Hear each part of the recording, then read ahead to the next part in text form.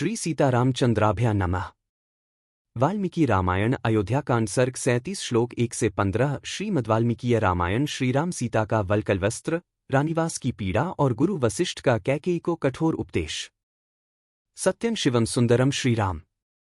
श्रीमद्वाल्मीकीय रामायण। श्री सहित दिनकर बंसभूषण काम बहु छवि सोहई। नव अंबुधर बरगात अंबरपीत सुर मनमोहई। मुकुटांग दादी विचित्र भूषण अंग अंगन ही प्रति सजे। अंभोज नयन बिसाल उर्भुज धन्य नर निरखंतीजे। नमस्कार प्रिय साधकों। आज वाल्मीकि रामायण अयोध्याकांड सर्ग 37 श्लोक 1 से 15 में देखेंगे कि कैसे राजसी रेशमी वस्त्रों को छोड़कर श्रीराम स्वयं वल्कल पहनते हैं, सीता समान सहभागिता के आग्रह पर चीर धारण कर लेती हैं और गुरु वशिष्ठ कैकेयी से कह उठते हैं, देवी सीता पर वल्कल थोपना न धर्म है न कुल मर्यादा। पिछले एपिसोड में अयोध्याकांड सर्ग 36 श्लोक 16 से 33 के अंतर्गत देखा कि राजा दशरथ राम के लिए सेना, रथ, धन और सेवकों को वन तक भेजने का आदेश देते हैं। कैकेयी इसका विरोध करती है और तर्क देती है कि यदि सारे साधन राम के साथ चले जाएंगे तो अयोध्या व भरत के पास क्या बचेगा। तब दशरथ भावुक होकर कहते हैं कि यदि राम को इस प्रकार भेजा गया तो वे स्वयं भी राजसुख छोड़कर पुत्र के साथ वन जाने को तैयार हैं। आज के श्लोक 1 से 15 में श्रीमद्वाल्मीकीय रामायण अयोध्याकांड सर्ग 37 यह दिखाती है कि वन यात्रा से पहले राम, लक्ष्मण और सीता वल्कल वस्त्र धारण कर तपस्वी जीवन को स्वीकारते हैं। सीता का चीर धारण करना महलों की स्त्रियों के लिए असहनीय पीड़ा बन जाता है और वे कैकेयी के निर्णय पर रोष व आक्रोश व्यक्त करती है। इसी बीच गुरु वशिष्ठ धर्म और कुल परंपरा का स्मरण कराते हुए स्पष्ट कहते हैं कि राम का वनवास अलग है, पर सीता सदा कुल लक्ष्मी है। उन्हें अपमानित करना स्वयं अयोध्या, राजधर्म और स्त्री मर्यादा का अपमान है। सप्तत्रिंशः सर्ग। श्रीराम आदि का वल्कल वस्त्र धारण। सीता के वल्कल धारण से रनिवास की स्त्रियों को खेद था। गुरु वशिष्ठ का कैकेयी को फटकारते हुए सीता के वल्कल धारण का अनौचित्य बताना। महामात्र वच श्रुत्वा रामो दशरथं तदा अभ्यभाषत वाक्यंतु विनयज्ञो विनीतवत। एक प्रधानमंत्री की पूर्वोक्त बात सुनकर विनय के ज्ञाता श्रीराम ने उस समय राजा दशरथ से विनीत होकर कहा, एक त्यक्त भोगस्य में राजन वने वन्यन जीवतः किं कार्यम नुयात्रेण त्यक्त संगस्य सर्वतः। दो राजन, मैं भोगों का परित्याग कर चुका हूं।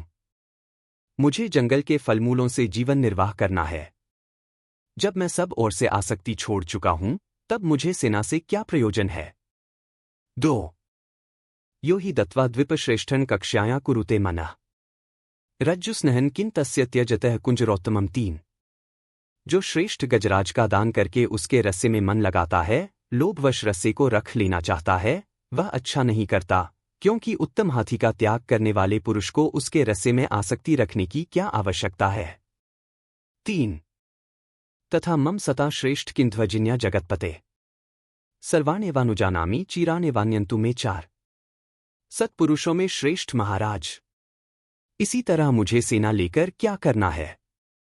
मैं ये सारी वस्तुएं भरत को अर्पित करने की अनुमति देता हूं। मेरे लिए तो माता कैकेयी की दासियां चीर, चिथड़े या वल्कल वस्त्र ला दे। चार खनित्र पिटके चोभे समान्यत गच्छत चतुर्दश वनेवासम वर्षाणि वस्तुमम। पांच दासियों, जाओ, खंती और पेटारी अथवा कुदारी और खांची ये दोनों वस्तुएं लाओ। 14 वर्षी तक वन में रहने के लिए ये चीजें उपयोगी हो सकती हैं। अथ चिराणि कैकेयी स्वयमहृत्य राघवम उवाच परिधत स्वेति जनौघे निरपत्रपा। 6 कैकेयी लाज संकोच छोड़ चुकी थी।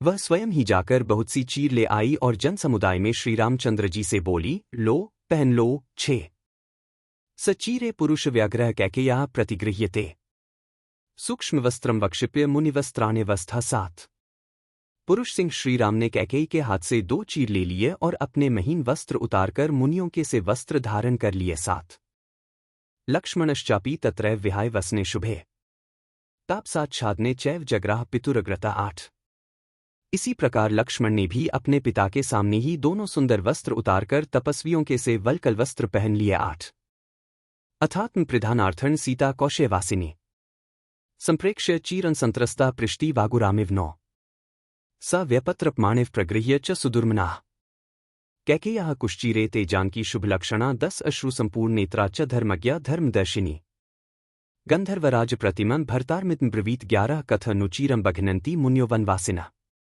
इति ह्यकुशला सीता सा मुमोह मुहुर्मुहुः 12। तदंतर रेशमी वस्त्र पहनने और धर्म पर ही दृष्टि रखने वाली धर्मज्ञा शुभलक्षणा जनकनंदिनी सीता अपने पहनने के लिए भी चीर वस्त्र को प्रस्तुत देख उसी प्रकार डर गईं जैसे मृगी बिछे हुए जाल को देखकर भयभीत हो जाती है। वे कैकेयी के हाथ से 2 वल्कल वस्त्र लेकर लज्जित सी हो गईं। उनके मन में बड़ा दुख हुआ और नेत्रों में आंसू भर आए।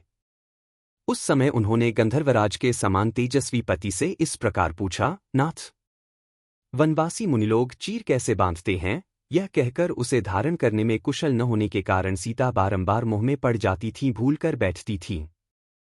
कृत्वा कंठे स्मसा चीरमेकमादाय पाणिना तस्थौ ह्यकुशला तत्र वृडिता जनकात्मजा 13। चीरधारण में कुशल न होने से जनकनंदिनी सीता लज्जित हो एक वल्कल गले में डाल दूसरा हाथ में लेकर चुपचाप खड़ी रहीं। 13।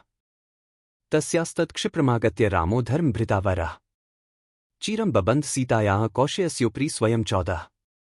तब धर्मात्माओं में श्रेष्ठ श्रीराम जल्दी से उनके पास आकर स्वयं अपने हाथों से उनके रेशमी वस्त्र के ऊपर वल्कल वस्त्र बांधने लगे। 14। राम प्रेक्ष्यतु सीताया बध्नन्तं चीरमुत्तमम् अंतःपुरचरा नार्यो मुमुचुर्वारी नेत्रजम 15। सीता को उत्तम चीर वस्त्र पहनाते हुए श्रीराम की ओर देखकर रनवास की स्त्रियां अपने नेत्रों से आंसू बहाने लगी। 15। कल के वीडियो में वाल्मीकि रामायण अयोध्याकांड सर्ग 37 श्लोक 16 से 37 पर मनन करेंगे, जहां रानीवास की स्त्रियां सीता को वन में भेजने का विरोध करती हैं, यह संकल्प व्यक्त करती हैं कि राम जहां भी रहेंगे वही हमारा सच्चा राष्ट्र होगा, और यह प्रेरक वाक्य उभरता है कि जहां राम राजा नहीं वह राज्य वन के समान है, और जहां राम निवास करेंगे वही वन स्वतंत्र राष्ट्र बनेगा। इसके बाद अष्टात्रिंश सर्ग 38 में राजा दशरथ स्वयं सीता के वल्कल धारण को अनुचित बताते हुए कैकेयी को फटकारेंगे और श्रीराम पिता से प्रार्थना करेंगे कि वे माता कौसल्या पर विशेष कृपा दृष्टि रखें।